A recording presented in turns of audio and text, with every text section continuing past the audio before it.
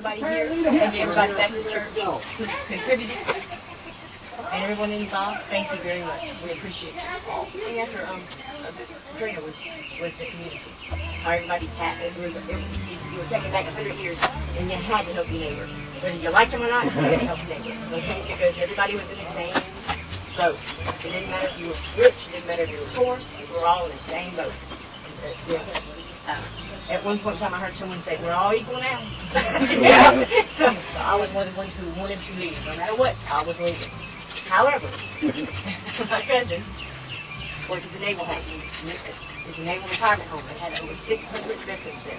600 World War II veterans, men and women. They didn't evacuate.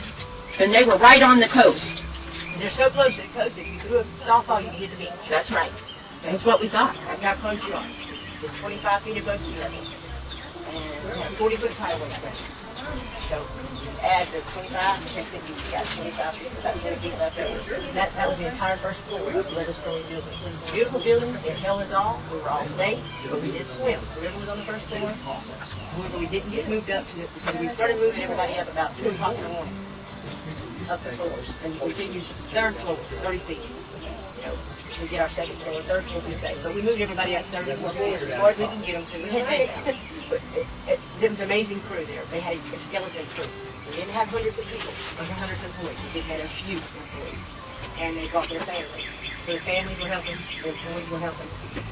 The ratio from 600 to employees may have been 30 to 1. Maybe. I mean, that's how many employees showed up on the first call. It's mandatory evacuation south of railroad tracks. That's what they called it. They called that 24 hours earlier. Mandatory evacuation. We used the mandatory. So it was when the police applies to me when they called and said, "You didn't have time to evacuate." If you had 2 arms,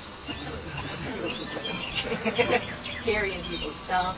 They don't have large rooms, but they have their personal things in there. The storm hit us about 6 o'clock, 6:30 in the morning. That was the first. At 2 o'clock, the weather was bad. You couldn't see a thing out there. You couldn't see 3 inches out the door. The rain, and the rain was sideways at that point in time. It was blowing hard. I guess it was about 80 or 90 miles an hour about that time. And so it was raining. When the tidal wave came in, we saw it. We didn't see it coming from your water. When it came near the front door, you knew it was coming in. As soon as it hit something, it broke. It didn't matter if it was a window, a door. It didn't matter if it was a metal door. Water can move anything. It's one of the strongest forces that you'll ever face. Confusing night-wise, like I told y'all yesterday, we came in the morning, but it was so dark. There was no daylight. So we spent the night dark, and then the day was dark, and then it was dark again. So all those hours of dark, everybody was confused what day it was, what time it was. Because no one had any dry clothes. Everybody was soaking wet. So everybody's working wet. She won't sit on the floor because of humility. But that lady right there walked 11 stories, and I lost count 300 times. So, but they just did a wonderful job. The crews did show up, did a wonderful job. And I don't blame the people who left, because I would have been one of them. Like I said, I went to work because I said, "You're not going by yourself. I can swear." Because I knew what was coming. Had no doubt. Came in, I guess, when the tidal wave came in.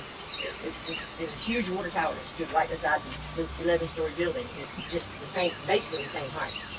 The winds were still high, and about 2 hours later we heard this, the whole building just boom, like that, like something blew up. That's exactly what it felt like. I've been around grenades and stuff like that. That's what it felt like. And I was like, what? I just couldn't imagine what it was. And about, everybody was looking out trying to think on it. It was a water tower that was standing next to us. It hit us and fell. It caught it. That's what broke all the windows. One of the other stories that came in there the tidal wave is Jim Cantori's, his cameraman. There's a long call, and he was standing there with the camera. I guess he was trying to get the shot. And he washed out the back door of the building, still connected to his camera. He held on to that camera because of that cord. And that's the only thing that saved his life. He floated out all the way to a boat, climbed on a boat, and tied that camera to that boat. And as soon as the wind died down, I'm pretty sure during the ice, they got out there too to pull him in. He was cut up pretty bad, but he was alive. And they couldn't believe it. They just followed the course and found him. I don't think they really hit home with me. It just put everything in perspective at that point in time. I was working with another nurse on the floor. thinking about, I care about 6 or 7 veterans. And, security guard walks up and hands her a photo. And he said, "Is this your mother?" And it was her mother. So the backstory is, she lived 4 blocks away from the naval home, north of the naval home. And her home was hit by water. But that one picture floated all the way up to the naval home where we were. And somebody looked down at that photo and says, "This looks like Bonnie." And he picked it up and he walked upstairs and said, "Is this your mother?" And at that point in time, she knew she didn't know. Because there was no way. That picture was in a frame, in an album, in a photo album, inside something. There was no way that picture. So like I said, that was just, to me, that was just a part of our spirit saying, trying to warn, trying to say, okay, get prepared.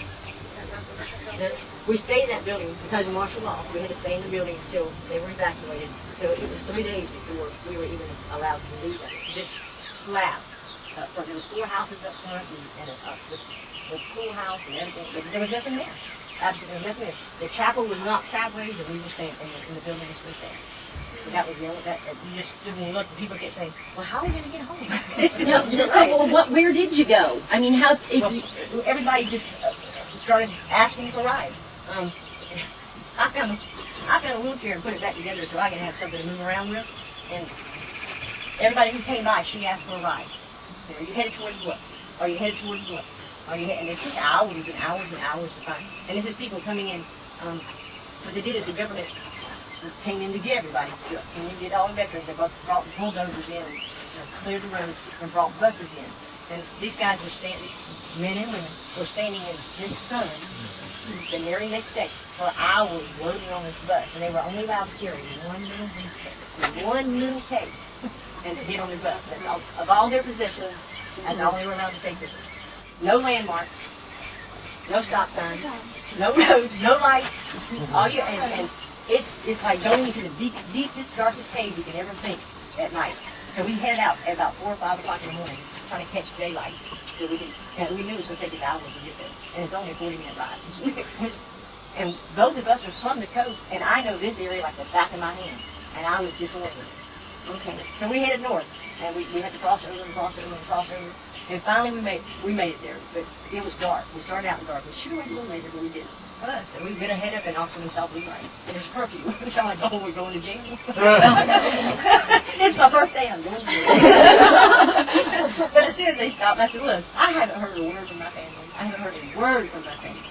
I don't know if anybody's even survived. They live in Pastor's Den." And they were immediately quiet.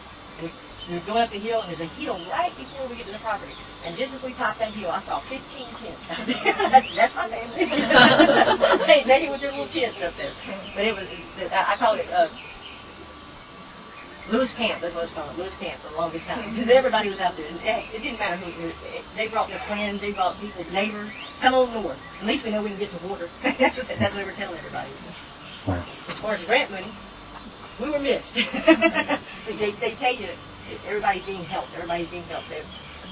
When you go to a disaster, make sure you have funds in your pocket and make sure you have your own stuff ready to go, because even though FEMA's going to come in and help, and we have to say we had the better part of FEMA, but there's so many people in need, and you see people worse off than you are.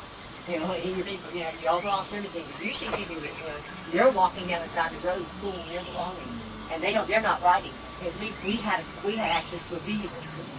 It was unbelievable. There's some heroic stories, and there's some stories that just survival. The survivors survived in the storm. Of course, spirituality and the price of something like that. Because you just have to think of that. And even gave us these rock donuts. I say it again. I won't use this. I will use it. These are really neat. Thank you. Hi. Pretty clean. These tools that we learned. Hey, girls. That was so neat.